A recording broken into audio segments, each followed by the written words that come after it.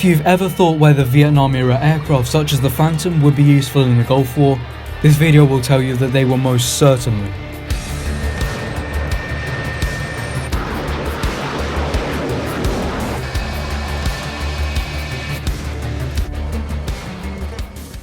Entering service with the United States Air Force in September of 1964, the RF-4C's role was to either fly low or at high levels, photographing enemy positions, a tactical reconnaissance role.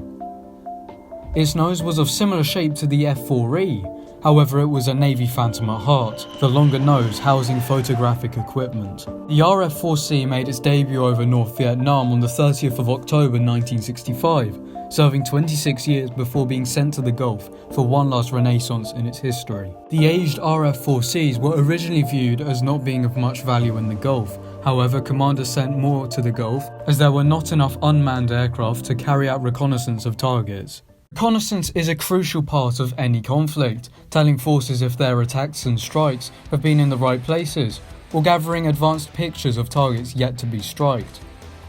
The USAF's fleet of RF-4Cs were aging, several aircraft being sent to the boneyard already. The RF-4C's Marine Corps brother, the RF-4B, had been pulled out of service just before the Gulf, a decision questioned by many. The Air Force's RF-4Cs had undergone some pretty substantial modifications in the 90s, being fitted with improved navigation equipment, tactical electronic reconnaissance systems, and a pod with a radar detection, which helped with locating SAM sites. RF-4C's role in the Gulf was to photograph targets in Baghdad such as rocket fuel and chemical weapon plants, as well as command and communication centres. Iraqi Phantoms would frequently be diverted to the desert in search of Iraqi Scud missile sites, contributing to the Great Scud Hunt. The first in theatre in August 1990 was 6 Phantoms from the 106th Tactical Recce Squadron of the Alabama Air National Guard based in Birmingham. No, not the one in the UK. Coming from Alabama to Bahrain would be non-stop, a 15-hour venture with 16 air-to-air refuelings, spanning 8,000 nautical miles. On the opening morning of the war, on the 17th of January 1991, their Wild Weasel F-4G counterparts would be searching and destroying Iraqi radar sites, the RF-4Cs would be dashing around the battlefield, looking for and photographing locations of Iraqi Republican Guard units in Kuwait. They'll be joined in late January by the Germany-based 38th Tactical Recce Squadron and the Texan-based 12th Tactical Recce Squadron. Some of these Phantoms would be based in Incirlik in Turkey, and with 3 external fuel tanks could reach Baghdad, with a 2-hour picture-taking time 922 kilometers from where they took off from. One mission for the RF-4Cs in the Gulf was when 2 Phantoms from the 192nd Recce Squadron took off from Sheikh Issa Air Base in Bahrain, with no fighter escort, using sheer will and speed to get themselves in and out as quickly as possible. They'll be photographing open oil manifolds leaking crude oil into the Persian Gulf, which was carried out under the order of Saddam Hussein himself.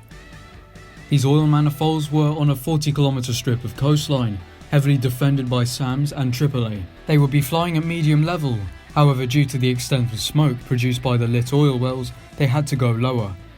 They flew parallel with the coastline, taking as many photos as possible with their cameras. They carried out their 2 passes before returning home. The next day, Allied aircraft were successful in locating and destroying the oil manifolds, all thanks to the advanced photographic evidence provided by the RF-4Cs. Desert Storm's RF-4Cs had no losses, not even a single bullet hole. Only a single mishap on the 31st of March 1991, the crew ejecting safely. An interesting fact was how C-21A Learjets were used to transport footage taken by RF-4s to command centres, where commanders would plan coalition attacks to destroy what the Phantoms had photographed. There was an extremely noticeable increase in the RF-4's input in the Gulf War. By the end of January, the mission-capable rate had sunk to 78%, with only 42 sorties carried out. However, by the end of February, the Phantoms had a total of 1,800 sorties, with one even carrying 172 all by itself. RF-4C Phantoms would be officially retired in 1994. However, in the 1999 conflict in Kosovo, commanders wanted the RF-4Cs to carry out tasks if they were available. If, like me, or that commander in Kosovo, you have a special place in your heart for the F-4 Phantom, why not watch this video right here, of the FGR-2s defending the Falklands. Thank you for watching.